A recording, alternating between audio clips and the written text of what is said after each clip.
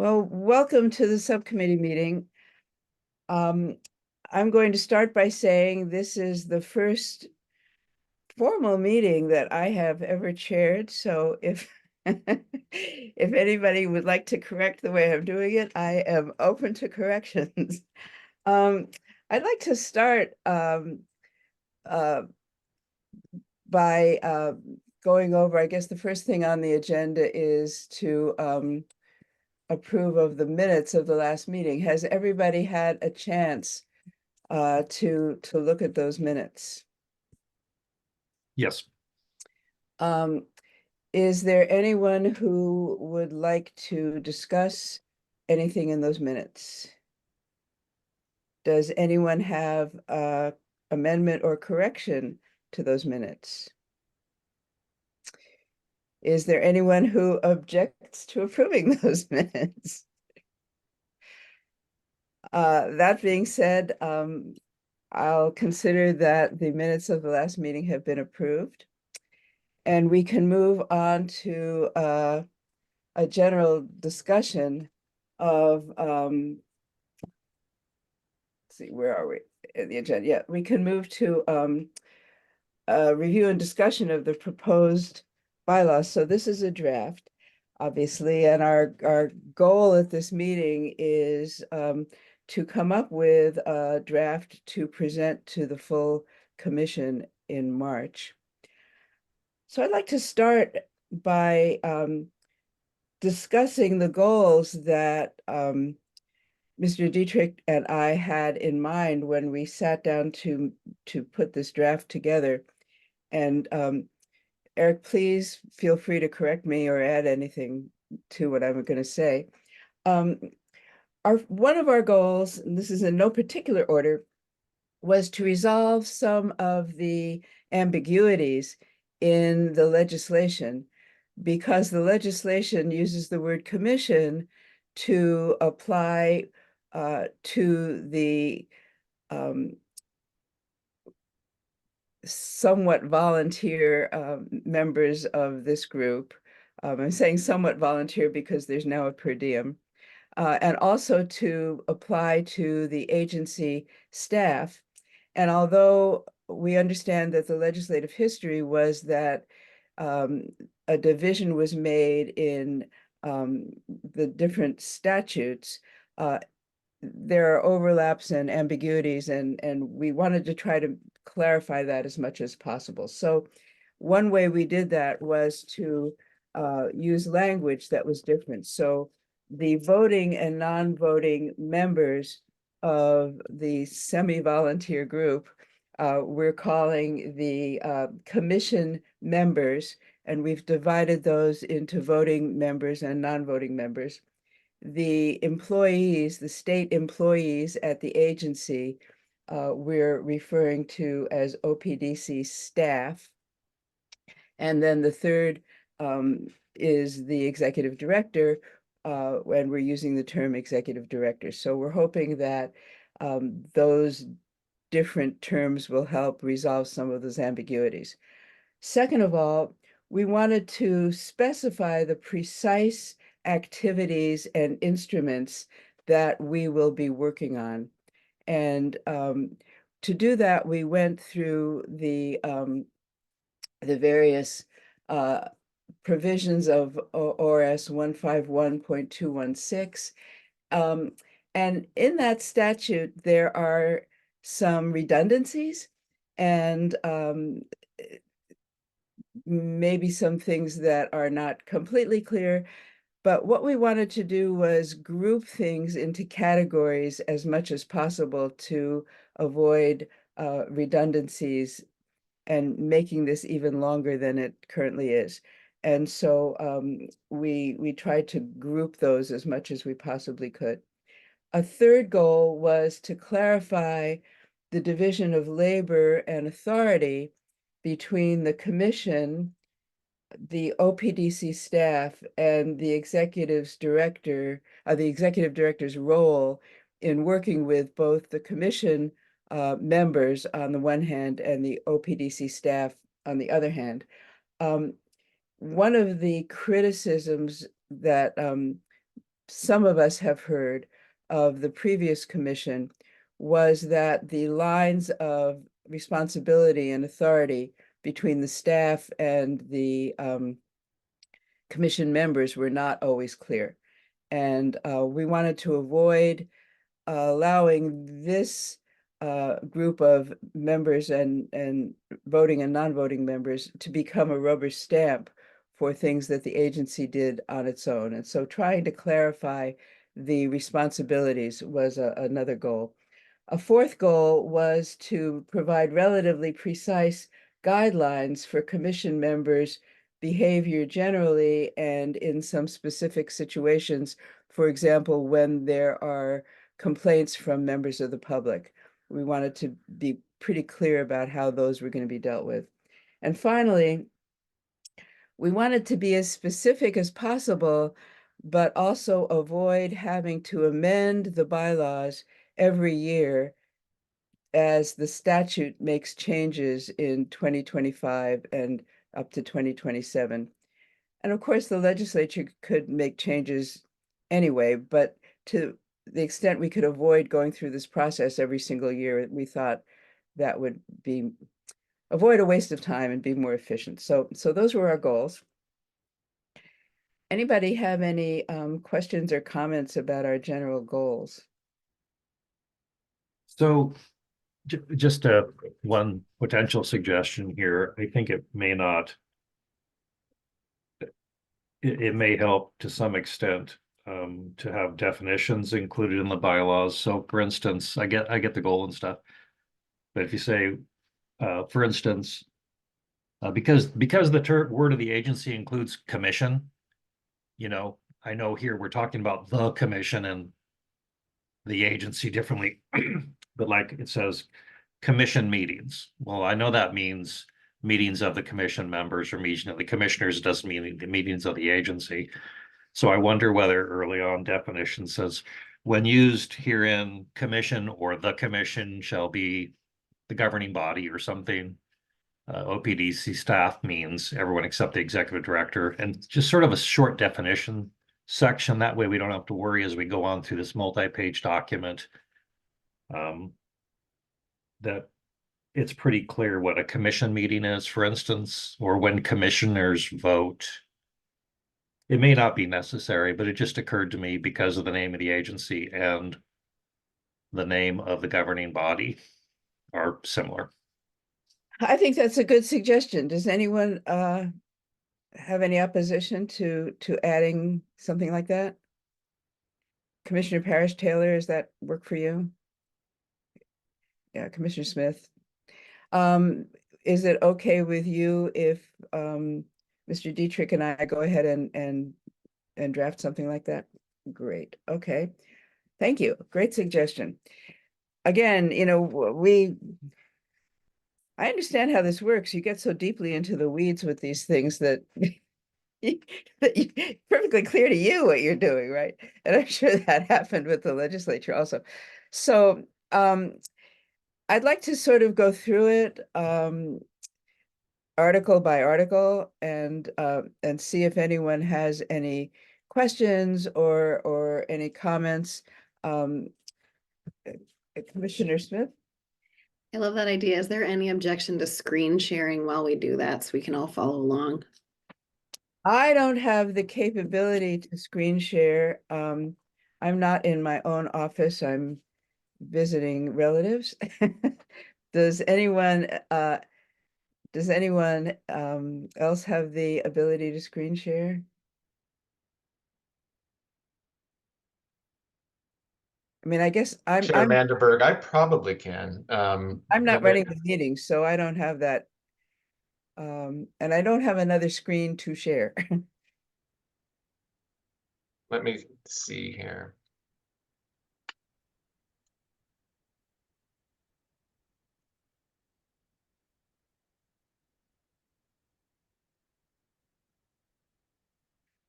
Great, thank you. Okay. Okay, so if we're starting with Article 1, subsection 1 and 2 are just pretty straightforward.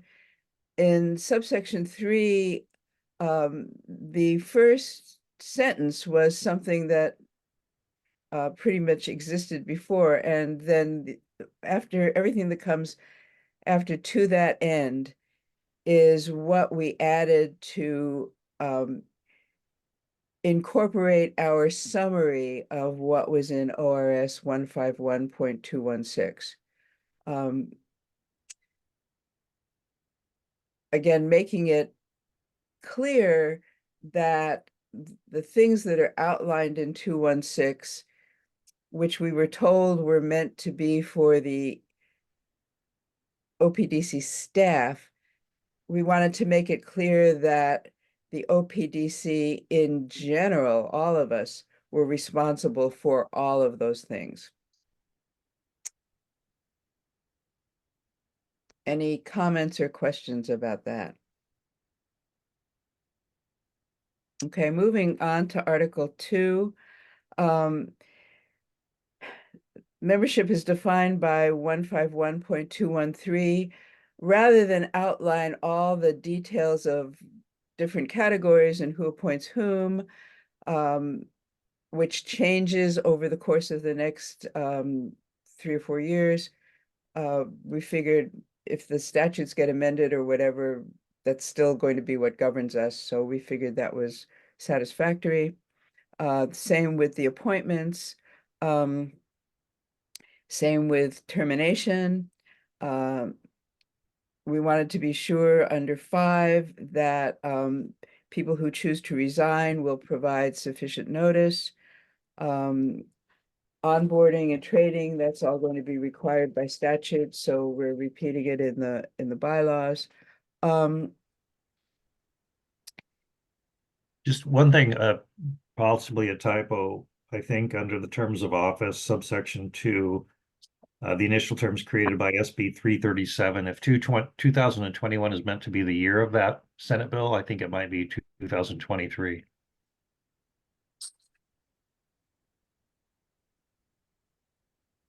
Yeah, Commissioner Harris, thank you. That is a typo. Thank you. Where are we?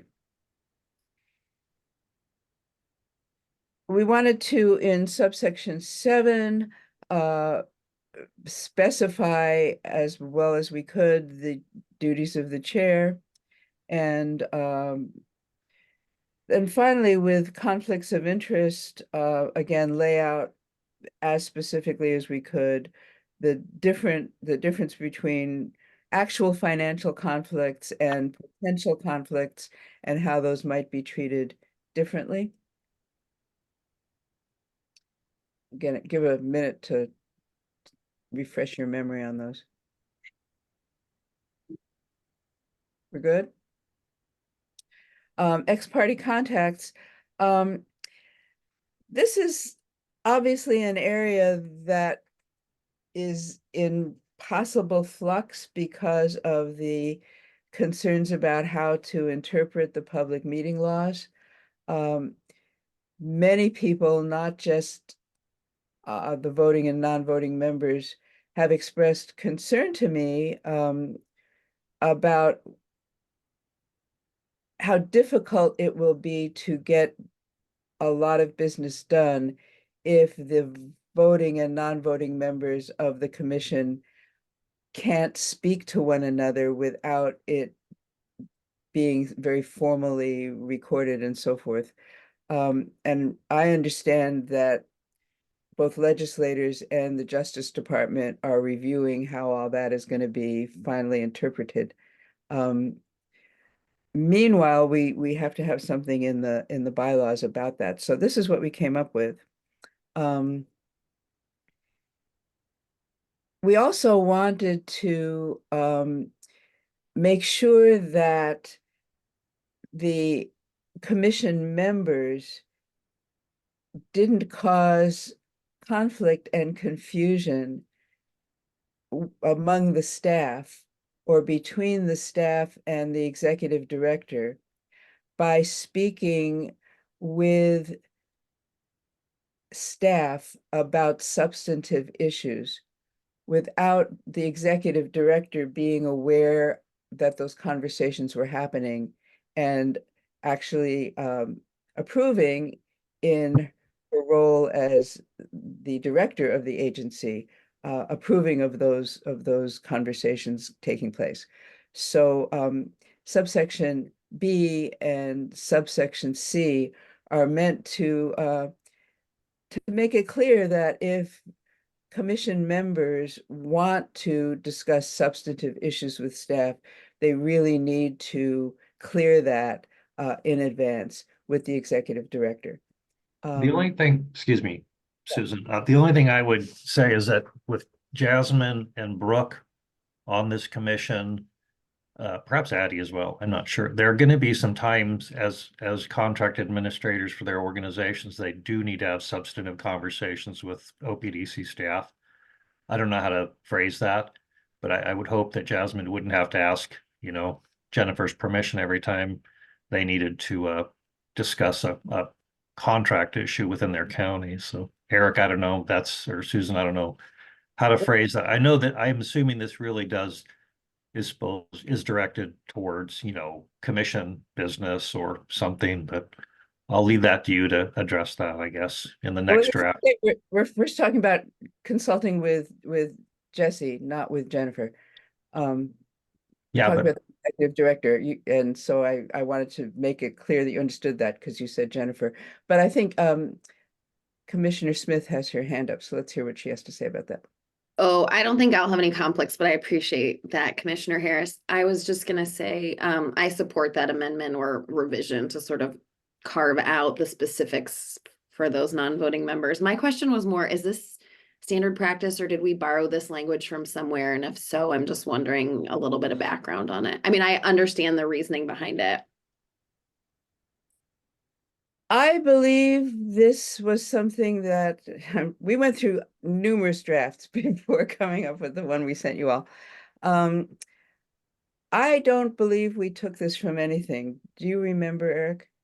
Yeah, Chair Mandelberg, this ex parte contacts concept was taken from another agency that was in the previous packet for the last meeting, but the actual substantive language is different. So this concept of, how the governing board can interact with the staff it has oversight of is something that we took, but the language here is language that Chair Mandelberg and I developed, trying to come up with the roles and how this would work. I'm wondering if folks are amenable to a language that's a little gentler. So instead of authorization notice, it feels a little sticky to have to get permission versus keeping the executive director in the loop of when this is happening. But maybe I'm reading too much into it. Well, let me just say two things. First of all, Commissioner Harris, it actually says in subsection C regarding agency business. And so I think that part of your concern is addressed by that. Part of the reason we wanted to require authorization was actually to protect agency staff. And this is also why we said it needed to be in writing. Voting and non-voting members aren't going to get in trouble by going ahead and talking to agency staff, because who's going to get us in trouble?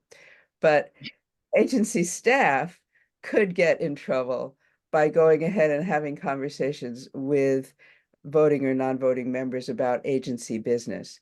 And so at least I saw that as a way to protect the staff from misunderstandings. Now, that maybe goes too far, but that was my motivation anyway.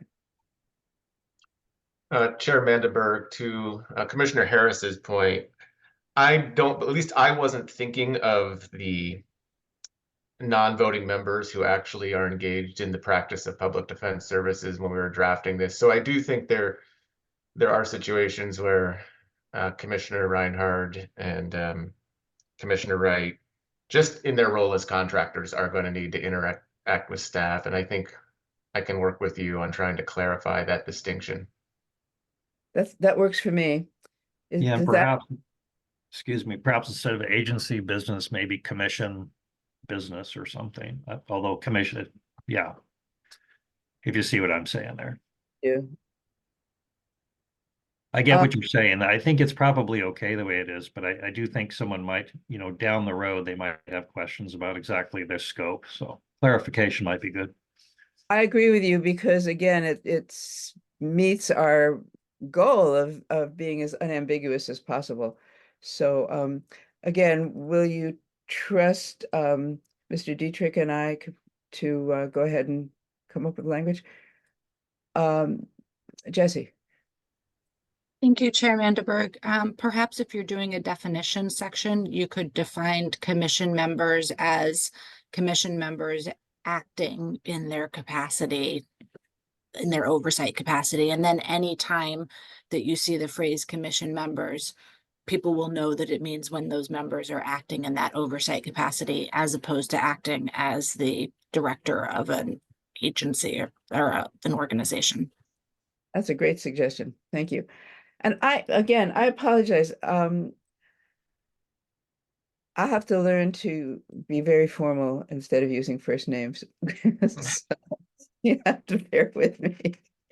When I was, unlike most law professors, when I was teaching, I did not call my students Mr. or Mrs. I used their first names, so I'm not used to being very formal. Okay, so going down to compensation and expenses.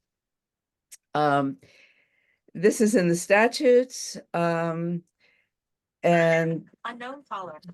sorry about that. This is in the statutes, and we've just included it to cover all the bases. We are assuming under 10B that the executive director will promulgate some standards and procedures for commission members to follow in seeking the per diems. And I understand that all of that is on the agenda for the retreat. So any questions or issues about that? Article 3, so roles and responsibilities. Again, a lot of this tracks the same language that was at the beginning in Article 1. Again, our summary of what's set out in 216. And I think it's all pretty self-explanatory, but again, give everybody a minute to review it.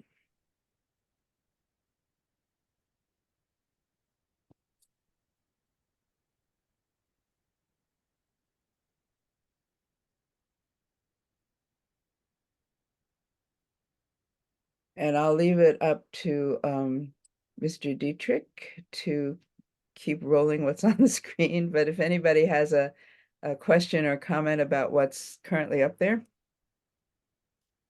Chair Mandelberg, this is the point I think where I emailed you about this morning. So one of the obligations we've assigned to the commission in the bylaws is to review, and down further you'll see approve the annual report that's required by statute. And in the first meeting this year, we presented some reports that the agency was required to submit to the legislature, to the commission. And in our first governance meeting, we had a conversation about what the commission's role should be in reviewing and or approving those reports that the agency sends to the legislature. And so I wanted to talk with you all right now and suggest we add language to sub A, sub little 3I there, where it says review the commission's annual report, and then put a comma and say, and any legislative report referred by the executive director, so that it's clear in the bylaws that when Director Camphy has reports that she believes the commission needs to review before they go to the legislature, that can happen, and it's clear that that's one of the roles. And that's a modification that I would approve of for sure. Anybody have any objections to that? Okay, we will add that in as well. I had a, maybe we're not there yet, but it's, Article 3, Section 1, small D. Yeah. There, voting members of the commission may advocate for or against legislation before the assembly. I'm assuming that means just as a representative of the commission. I think there was some actually emails on this just the other day. You can do it in your individual capacity, but maybe if we take Director Campy's suggestion about the definition where we say commission members refers to when people are acting as in their roles as commission members, that solves that. But maybe a little wordsmithing on that to make it clear that someone could advocate for a personal position. Great suggestion. Okay, perfect. And again, you will trust us to try to add that. Yeah, great.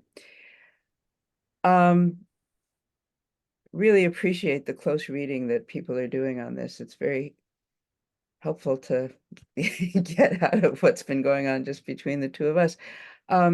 Anything else in Article 3?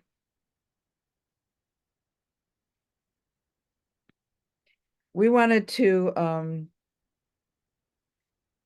make it clear. Let me talk about subsection 2 under executive director. Again, we wanted to avoid the situation where staff members might think that it was their role to put together whatever documents or policies that they could bring to the agency and the agency would automatically approve. We wanted to be sure it was clear that the agency was in charge of giving directions on a variety of things and that staff were to carry out the commission's, the voting and non-voting members' policies and so the hierarchy is that the executive director, of course, is in charge of making sure that the staff do what they're supposed to do. And so in subsection 2A, we added the language about the executive director ensuring that the agency carries out the policy directives established by the commission. And then in subsection 3, we wanted to make sure that then it was clear that the staff should follow through that hierarchy. And if anyone has anything to add or subtract from that, this is a good time to say it. We're all good? All right. So 3 kinds of meetings that we anticipate might occur: regular meetings, special meetings, obviously, and then emergency meetings. We thought it was important to have a plan for possible emergency meetings for things that really had to be dealt with right away. And we took a lot of the language from this emergency meeting provision from the Idaho Commission bylaws that were circulated to this subcommittee earlier. We thought it was important to define what an emergency is. And in those Idaho bylaws, since the commission or the agency there is very different structurally from ours, it mostly dealt with injury or damage to persons or property or immediate financial loss. We imagine that it's possible that we might have to deal with damage to persons or property now that we will have state employee trial level public defenders, and we will have to deal with getting offices and so forth for those folks, and people will be visiting them in those offices. So we kept that. But we also thought it was important to add something about disruptions to the provision of public defense services that would require an immediate response.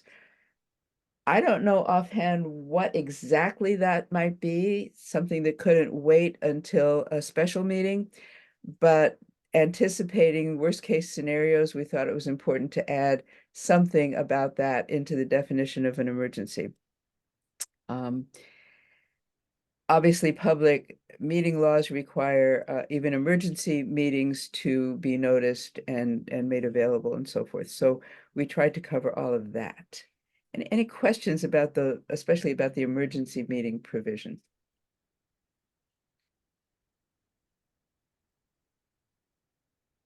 Good, okay. Executive sessions, the statutes allow us to have executive sessions. And 192.660 has this huge long list of the kinds of things that can be covered in executive sessions. We talked about going through and cherry picking the ones we thought would apply to the commission. But then again, thinking that the legislature can always amend all that, we figured that in this situation, just referring to the statute would be sufficient. Quorum, public meeting laws, all of that. Agendas and planning and meeting materials. And subsection D of that, we thought it was important to specify how an agenda could be modified. In subsection A, we thought it was important to be very specific about how voting and non-voting members can request items to be put on the agenda. Again, so that there are no misunderstandings. Yeah, Rob, Commissioner Harris. Thank you, Commissioner Mandelberg. I had a couple of comments on subsection 7, if we're still talking about that right now. Yeah. So my notes here, which I can barely read. I think under B, the goal of publishing the materials within a week, I think you should just say they shall be published within a week, excepting for good cause, maybe. I think that when it's simply a goal, it can be blown through without any real consequences, or thinking like, oh, well, that's just a goal. It's a guideline. It's like the pirate's code. But I think if you just put it in there, knowing that there will be certainly times, because things move fast sometimes, but just say that it shall be published within a week. And if you want to say accepting for good cause is found by the director or whatever. But I think for the staff, I think that would be a better post to stick in the ground. I don't see anything here about when materials will get to commissioners. Maybe I missed that. I would certainly like to have them at the time that the 1 week, just like the agenda items. I would think the materials would be ready within a week. Again, except for good cause, because things happen beyond our control. And maybe adding or changing the agenda with the joint consent of the director and the chair, something like that. I just think a real problem with this, with historically here, and a lot of the providers are very concerned and at times frustrated, is not getting materials posted on time, not knowing what the commission's going to do. And not only that, but not really being able to evaluate how that will affect them, or to give actually valuable input to the commission, because they have not had sufficient time to absorb or consider the stuff. So I think this is a really important thing for us to get to be more transparent and allow appropriate and valuable input. So I'd like to see this strengthened. Okay, this so section. you don't think that so I think we thought that subsection B1 would take care of that with the no later than 96 hours in advance of the meeting at which they will be considered. And you don't think 96 hours is enough? Well, I'm looking at subsection 7A, I guess. Maybe that's what I was more concerned about. Uh, if an item, where would I see this? Subsection B1 says, action items and relevant materials shall be published no later than 96 hours. And then subsection C talks about the materials being in plain English, technological language defined and clarified, all acronyms explained in full the first time they're used. So we sort of thought of B and C together as giving enough time and making sure that whatever we were given was comprehensible. And I'm wondering why that's not enough. Well, subsection B, not sub A, but just subsection B, or not subsection small I, says shall publish the agenda and meeting materials in advance with the goal of publishing them a week in advance. So my first suggestion is So you why? want everything a week in advance. You want everything. Okay, so there's a distinction between action items and other things. Right. So you want everything, action items or not, 96 hours in advance, A week in advance. a week in advance. Because to me, it seems like action items should be ready well before any other items on the informational items, for instance, because these are items we have to consider. I'm assuming they're more major issues because they're coming before the commission for an actual vote. I mean, other items, like some of our informational items where there's no action being taken, to me are less important. I guess that's why it says 40. So I guess it looks like you're saying the agenda and materials are published hopefully a week in advance. However, it looks like you're saying action items shall be published 96 hours in advance. By the way, if that's a weekend, it really cuts down to 2 working days, probably. Other items for non-action items, 48 hours in advance, which again, although we don't do meetings on weekends normally, I guess that's probably not a big deal. I guess I just don't understand. Well, I'll listen from Director Campy. My opinion is everything should be ready a week in advance, I guess, absent good cause. So I'd like to hear from Director Campy, first of all, a response to the time issue, but also the second thing that Commissioner Harris suggested was, except for good cause as found by the director. And I am concerned, good cause is often in the mind of the beholder. And I'm concerned that the director not be put between a rock and a hard place, between whatever problems the staff are having coming up with meeting that time limit and pressure by the commission in determining whether there is good cause. So those are the two things that Commissioner Harris mentioned that I would be interested to hear Director Campy's reaction to. And we could wait and hear what Commissioner Smith has to add, and then that might be more efficient. So Commissioner Smith, what do you have in mind? Sure, thanks. So I would I know these are terms all of us who are on boards are familiar with, but I think since we've discussed a definition section, it could be really helpful to define action items versus other items. I also think rather than relevant materials, we may want to say corresponding materials, because I think that's what you guys that is what the commission is trying to get at, is whatever goes with that item needs to be posted at that time. And I think relevant could be a little like more loosely interpreted. So that's a suggestion. I tend to agree with Commissioner Harris based on some of the reactions we've had at meetings and the volume of documents we've already received, that to the extent we can aim for a week at least for action items, I'm really open to compromising on other items. But I actually think a week would be incredibly helpful based on this commission's deep well of knowledge and desire to be intimately familiar with anything that they're approving. I think otherwise it's going to be difficult. I also think section D has a technical edit that's necessary. I think amend the agenda up until the start of the meeting is what's anticipated there. And just organizationally, it may make more sense to put that closer to section A, which is about the development of the agenda. Because those could flow together a little better, because it's sort of odd to talk about the agenda, then talk about publications, and then go back to being able to change the agenda.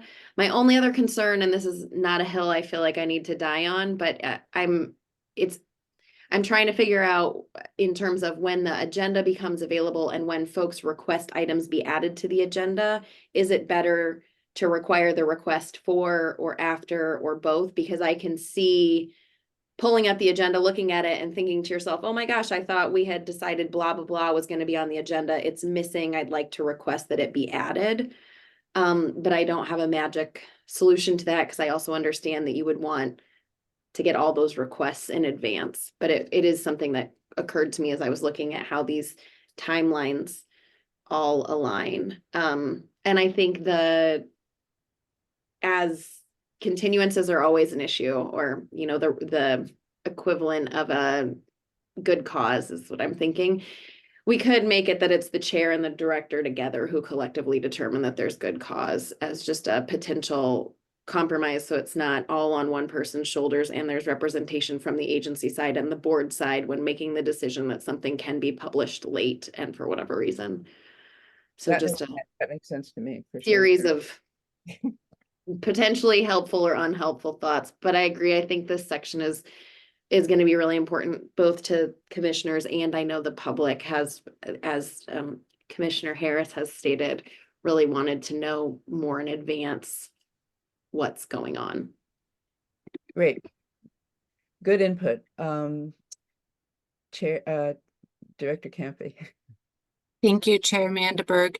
So I think that there's a lot of shared goals here, where the agency wants to provide high quality, well-researched materials to the commission, and have the commission and the public have sufficient time to consider and think about those materials, and then have meaningful discussion and vote. So I really appreciate the attention that's being given to this provision, because I think it's really foundational to our ability to have that oversight and deliberation.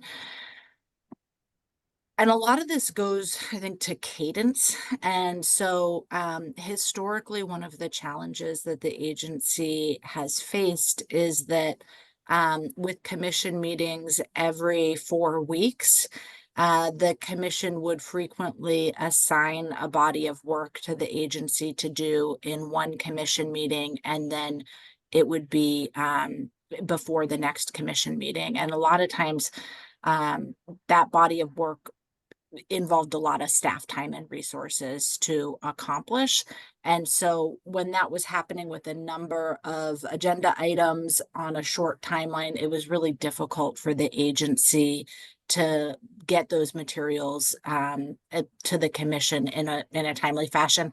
And quite frankly, that perpetuates the problem, right? Because then the commission doesn't have enough time with the materials, and they carry it for another meeting.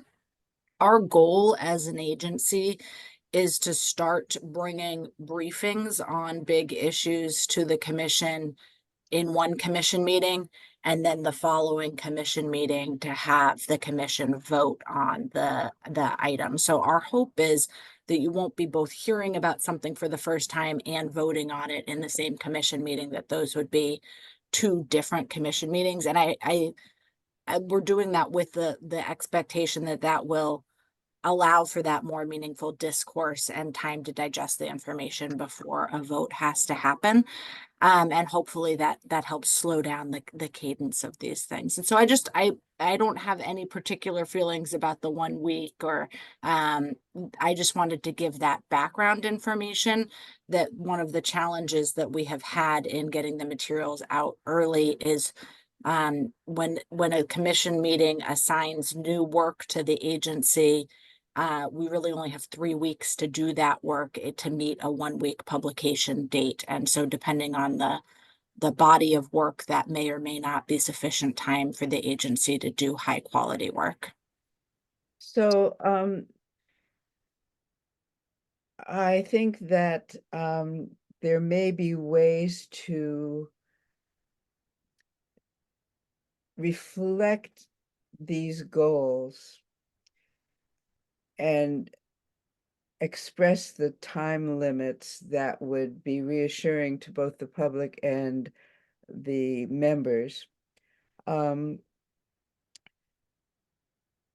concerned that your goal of presenting a briefing in meeting 1 and an action item in meeting 2 won't work if there's an emergency situation that has to be addressed, right? And it may be that Commissioner Harris's and Commissioner Smith's ideal of 1 week before the meeting in terms of getting materials may be hard to meet in an emergency situation. So it may be that we need to, as we made a distinction between regular and special meetings on the one hand and emergency meetings, there may have to be some provision in here for setting out the expectations, but having a provision for emergencies. What do people think about that? I mean, Yeah, I that's mean, that sort I of think, goes into the good cause issue, yeah, right? I mean, you could even like preface that subsection to you about getting the materials and the timeline, like accepting in instances where an emergency meeting has been called, blah, blah, blah. Mhm. Which would give you actually more flexibility than setting out specific rules for emergency meetings. Well, let's see what we can come up with. But I feel pretty Would- strongly that if we're gonna have an action item, I feel pretty strongly we should have the corresponding, which I like that, Addie, Commissioner Smith, corresponding materials, which is what the agency is gonna rely on to support this action item probably, for a week. And not only that we have them, but they're available to the public and to the individuals who are impacted. No, I agree that a week is better than 20, obviously a week is better than 96 hours. So let's see what we can come up with. And I see Mr. Dietrich has his hand up, but before that, let me ask, given how important it is to get this section right, does this group want to have another short meeting before the March retreat to go over what it is we come up with or not? And think about that for a minute while we hear what Mr. Dietrich has to say. Thanks, Chair Mandelberg, members of the subcommittee. I guess kind of 2 pieces here. One, to Commissioner Harris's point, and this is really good feedback because this has been an ongoing issue for the agency. At least in my mind, the 96 hours for action items and 48 hours for briefings was an attempt to kind of define good cause. At least that's how I was thinking of it. In other words, if we can't get it together on an action item within 4 days before the vote, we're just going to have to not do it at that meeting. But I appreciate the other ways we could phrase it in terms of it not being a goal but being a shall. So the second piece is Commissioner Mandelberg. I did have it on the agenda that we would be meeting again, I believe, March 14th as a subcommittee one more time before the retreat, at the very least, so that the subcommittee could take a vote on recommending the draft presented at that time to the full commission. So I do think it would be helpful to have one final, even if it's just a small meeting before the retreat, a short meeting, I should say. Okay, and I see that I stand corrected that it's not an action item on today's agenda to vote on sending these to the full commission. So excuse me for that misunderstanding. Any other discussion on agendas and planning and meeting materials to give Mr. Dietrich and I guidance on how to redraft this section? And is there anyone else who would like to meet with us in redrafting this section? I didn't think so. Okay, we'll we'll see what we can come up with. Moving along to subsection 8 on the conduct of meetings. We address the issue of knowing who's here and who's speaking, and we thought it was important to have people identify themselves when they're at meetings, and we can't as easily control what the public does, I think, but we can certainly, in the bylaws, indicate what we expect of voting members and non-voting members and OPDC staff in terms of having at least their names clear with their pictures in Zoom meetings. We made a distinction between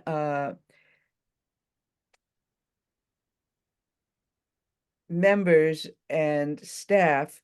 We think it's important for members to have their meetings on, but we think it's not as important for staff because there are often staff is also often doing work in between when it's important for them to be participating and so forth. But certainly open to reactions and suggestions about those issues, the issues of names and cameras.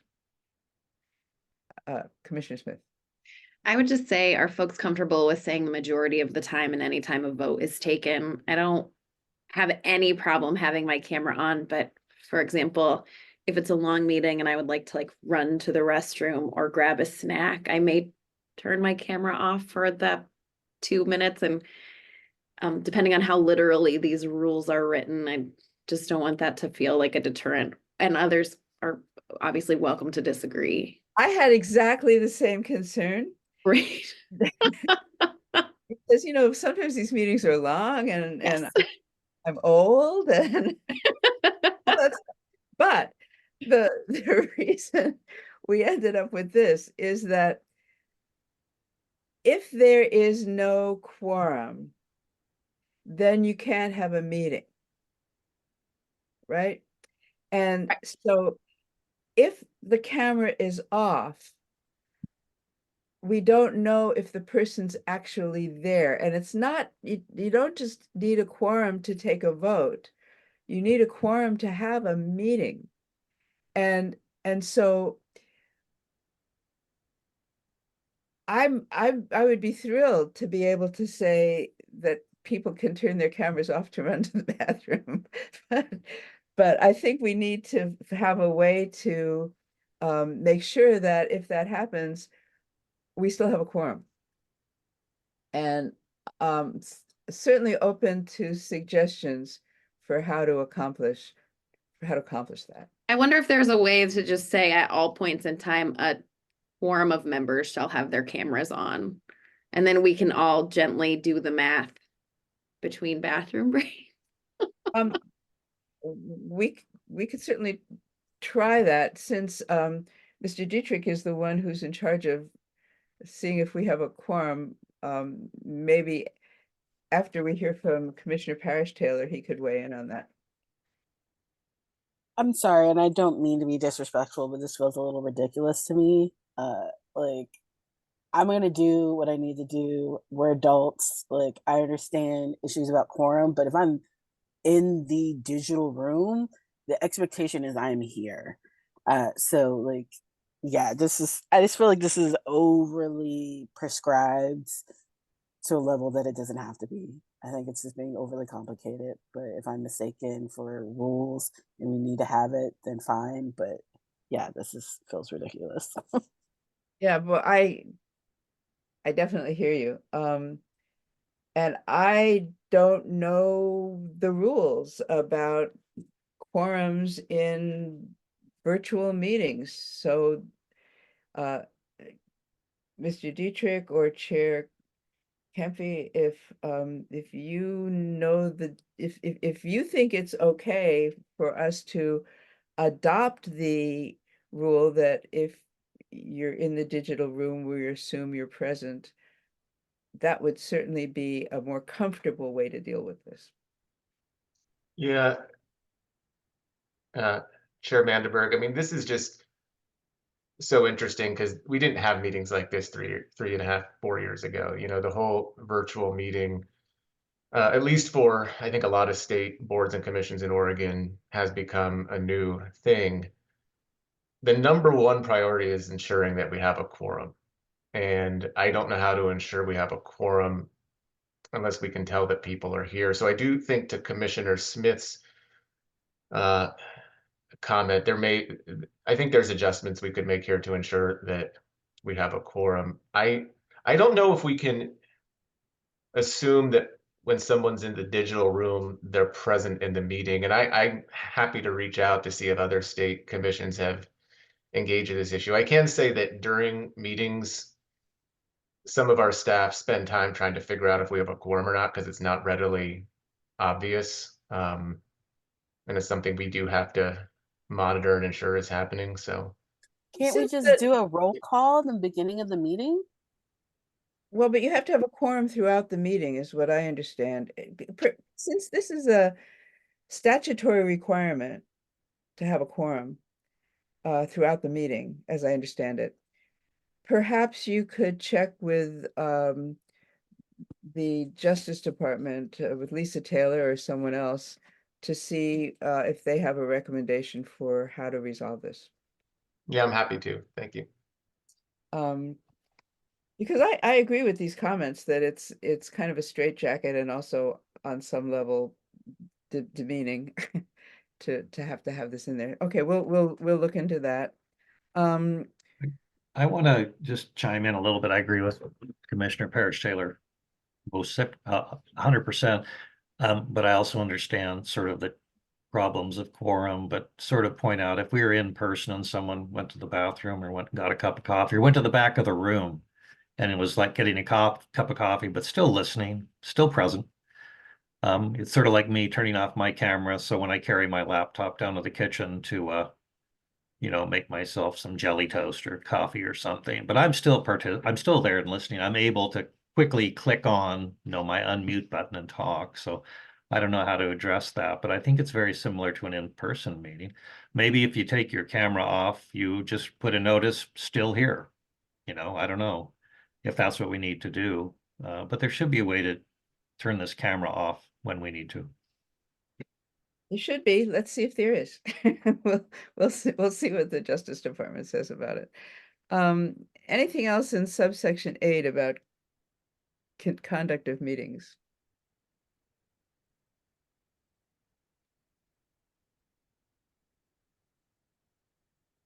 So then the next difficult thing, the next thing is subsection 9 on public comment. I think that this mostly tracks what has been the case so far. But again, take a look, see if you have any comments or questions. On a written comment that's submitted late, which quite often happens, it seems like it's been the practice of the staff to go ahead and get that to commissioners anyway, just whenever they get it, even if it's the day of, which I've always appreciated. Has that changed recently, or is this sort of the policy that it's always been, like if it's not on the 5 o'clock prior to the meeting that commissioners don't get it? I'm just sort of curious about that. I think they have given them to us. Yeah. I think that I remember at the last meeting getting something maybe 5 minutes before the meeting. It was, and again, this sort of circles back to having time to look at things. And if in fact we are publishing the agenda and the materials a week before the meeting, is it really such a problem to ask the public to get us things by the day before the meeting if they'd like us to consider it? Because I really couldn't read very carefully the item I got right before the meeting. It sort of replicates the problem of getting staff material too close to the meeting. I think the public input is really important, and I'd like to be able to give it my full attention and consideration. Mhm. That was my thinking. Commissioner Smith. I want to be really cautious about how they say this because I want to always be able to take into consideration everything that's coming from the public. But I wonder if there's a way that, I mean, it gets at this.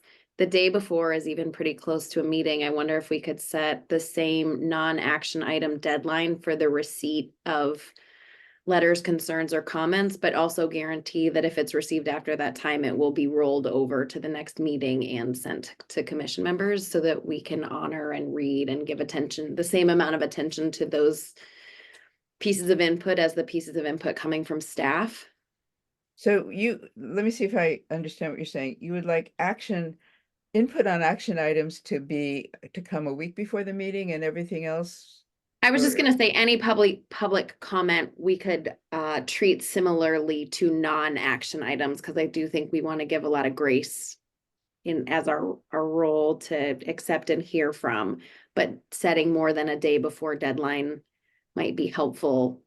But obviously, I think giving the commission that information after the meeting, and then of course, to the extent that it's relevant to the next meeting, ensuring that we receive it in our meeting packet for the next meeting as well. Good. I do think if we make this change, it's gonna be something we wanna sort of be really public about and make an announcement about and be really clear about, and I understand this may not be a popular change. So I don't feel super strongly, but I agree that I want to be able to consider it seriously, and as things float in the night before or the day of, it's really hard to do that. Okay, we'll take a shot at that. Subsection 10, action items. I think that is what has existed. Subsection 11, motions.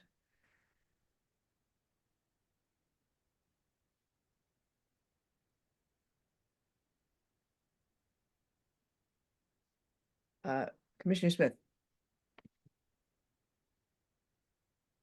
Commissioner Smith, your hand it's down. Okay. That was my mistake. I apologize. Not a problem. And then subsection 12, voting.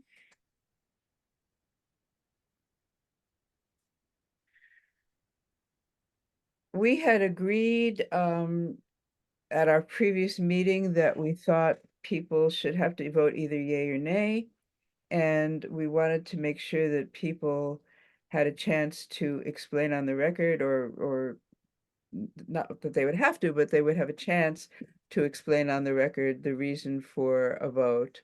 And especially if that involved a conflict of interest, make sure that people could do that. And certain conflicts, of course, under this have to be expressed.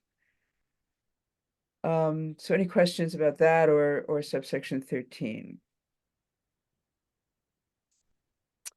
All right, so now we're talking about committees, and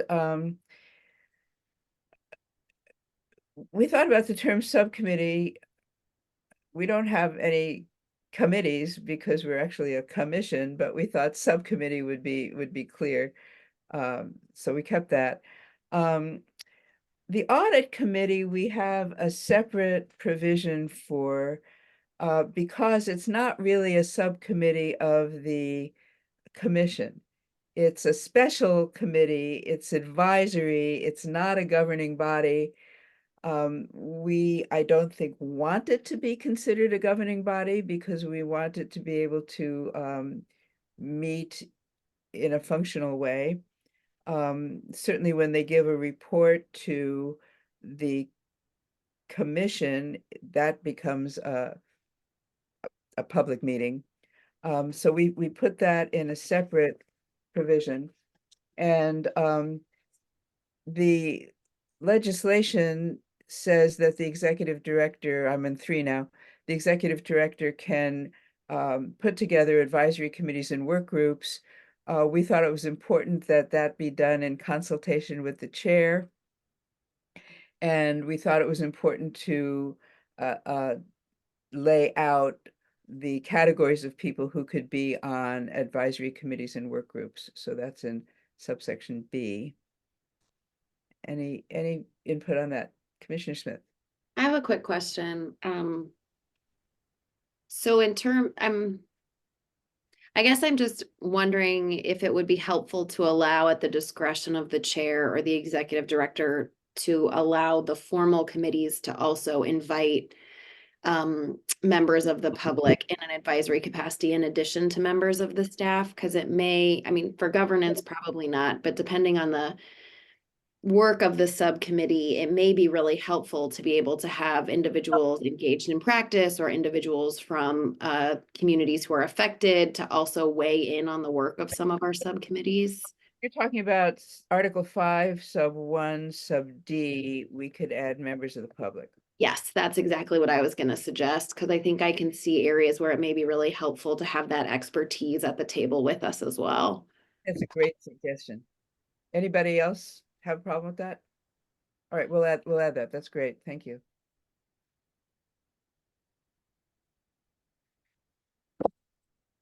Okay, Article 6. Okay. So we thought it was really important to give some guidance and protection in terms of how to deal with grievances coming from members of the public. Remember at our previous meeting, we talked about trying to make some distinctions between grievances that were best handled by OPDC staff, at least in the first instance, and grievances that were probably best handled by commission members. In any case, this was Article 6 was our first shot at trying to give some guidelines for getting through all those issues. And again, this was our first shot, and I anticipate that other people will have great suggestions and concerns about what we have down here. So this is really a basis for discussion. Commissioner Harris. Yeah, first of all, I thought this was pretty good, what you had done here, but looking at number sub 1, it says the chair shall have the sole discretion to either put it on the agenda or not. There's another part of the bylaws that talks about if the chair doesn't put something on the agenda, some commissioners can ask that it be placed on the agenda or something. So would that still apply to this, or is this sort of a more specific, which would overrule that part of it? I was sort of thinking of it as existing in tandem with that other, so that the chair would have the discretion to put it on, but a member could ask for the agenda to be amended. But if you think that needs to be made clear, Maybe easier to just do a cross-reference back to that section. It can be put on the agenda pursuant to section above. I think that would make it clearer. So I think that's a good idea.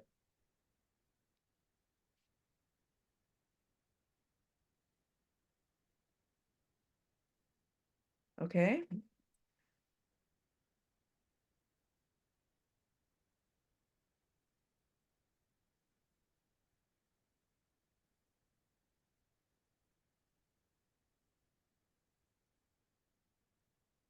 So, is there anything that is missing from all of this?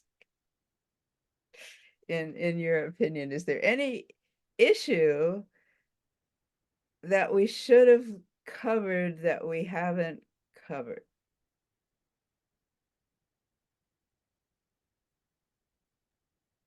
Well, we don't know what we don't know, right? As somebody once said, but this is a really good job. I think I thank you, Commissioner Mandelberg and Mr. Dietrich. I think this is really well done. I appreciate your work. Commissioner Smith. Chair, I'm wondering, one of the things we talked about at the last meeting as a potential change in practices is when it comes to public testimony, if there are a lot of people that are present and we're at limited time, limiting that testimony to 3 minutes, or things that other public bodies, the legislature, county commissions, et cetera, do. I wonder if just as a measure, a matter of good practice, we want to include somewhere in here in terms of how meetings are run, that the chair may choose to limit public testimony to a certain amount of time or something, just because I know this is a tool that's going to be really important to the public who comes to us as well. And it could be a way to formalize that practice or make that option known so that folks aren't feeling like. It's right now limited to 3 minutes in the meeting, Oh, is it? And I missed that. I'm so sorry. Thank you. Then I rescind all comments. No, let me make sure I'm right. Abandon the argument. Let me make sure I'm right. Hold on. Because that's what I remember, but public comment. The chair shall allow all, so I'm in for Article 4, sub 9, sub 1, or sub A. The chair shall allow all reasonable requests for public comment. Public comment shall be limited to 3 minutes unless in the chair's sole discretion more time is allowed. Perfect. Even better than what I was suggesting. I take it all back. Okay. Commissioner Parrish Taylor, is there anything you would like to add? Anything that you think that we've missed? I mean, the only thing I can think of is if, and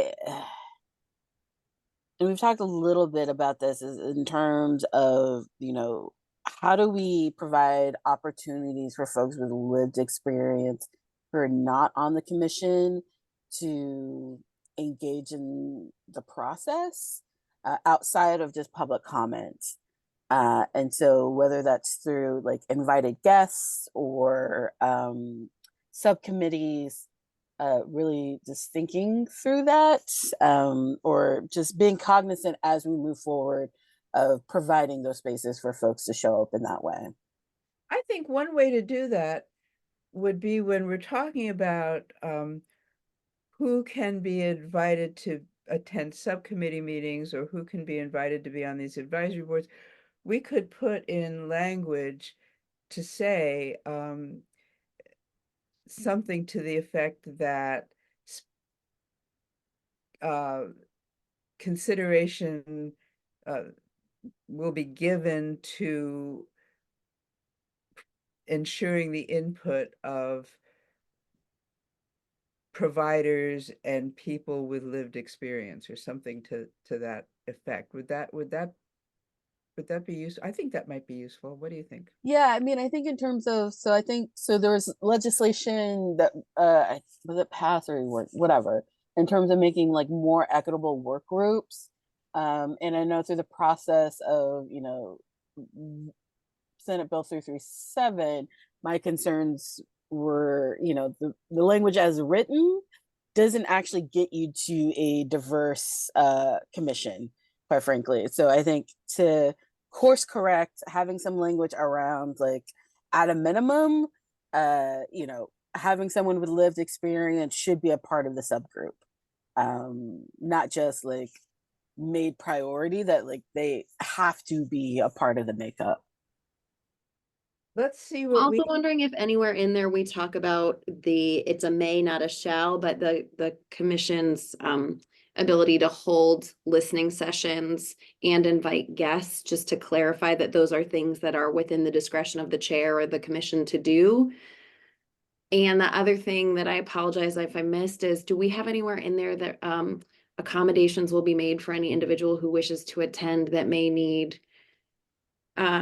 interpretation, sign interpretation at the bottom of the screen, closed captioning, or anything like that? Because I really want to make sure that we're not forgetting accessibility concerns also.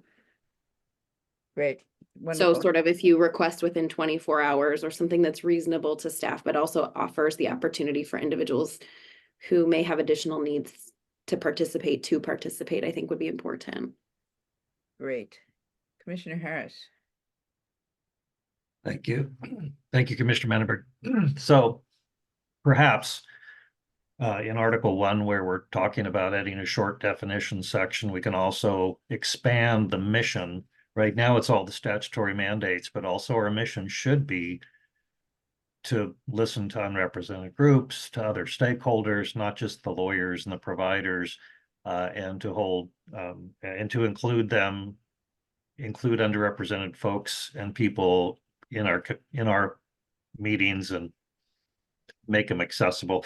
Put some language in there that makes it clear that that's part of the actual mission statement, and so it applies to every single thing that's included in our bylaws. And then under conduct of meetings, perhaps make sure that the meetings include address the mission or something, if you want to tie that together with presentations to meetings. But I think putting it possibly in the mission statement would be important as a statement of our group, as well as it would then apply to every part of the interpretation and the application of our processes. Great suggestions. And Mr. Dietrich, we should check in with each other to have a couple more meetings. Chair Vandenberg, I agree. And I want to thank everyone for their comments today. This is really helpful. You know, the plan will be, if it still works, I remember when we checked in last time, I think we had the availability of you for March 14th, same time, 9 o'clock in the morning. Between now and then, I will work with Chair Mandenberg on making the updates that we have discussed. And I think that, you know, if any of you have ideas on language of things we discussed today, particularly I'm thinking about the agendas and meeting materials or any of the other issues, perhaps you could send them to us in an email by early next week. I would ask you to send them to Mr. Dietrich and not to me, at least not to me at my normal email. Send them to Mr. Dietrich, please, and he will make sure that I get them. And would people like us to aim, would people like us to circulate the new draft significantly before that March 14th meeting?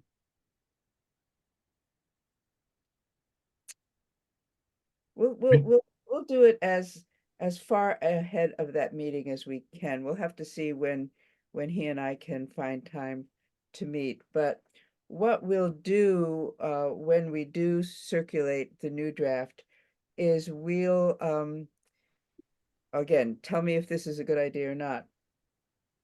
I think it would be good for you to be able to see what's different. So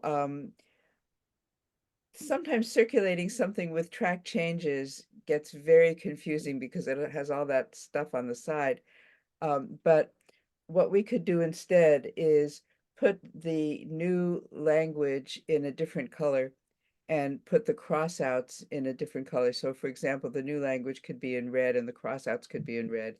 And I think that would make it easy for everyone to see what we've done in response to the comments here today. So would that work for folks? Okay, yeah, I see nods. Well, we're early. I can't imagine anybody would object to stopping a meeting a half an hour early. Does anyone have anything to add that hasn't been said yet? Thanks for all your hard work. Putting pen to paper is always a task, and passing back those drafts is no small feat. So I appreciate you doing all of that so it was easy on the rest of us. Well, Agreed. thank you all for these great comments and really good input, because obviously this has to be a group effort, and it's a very thoughtful group. So we appreciate it. we'll get it back to you as soon as we can. Thanks, everybody.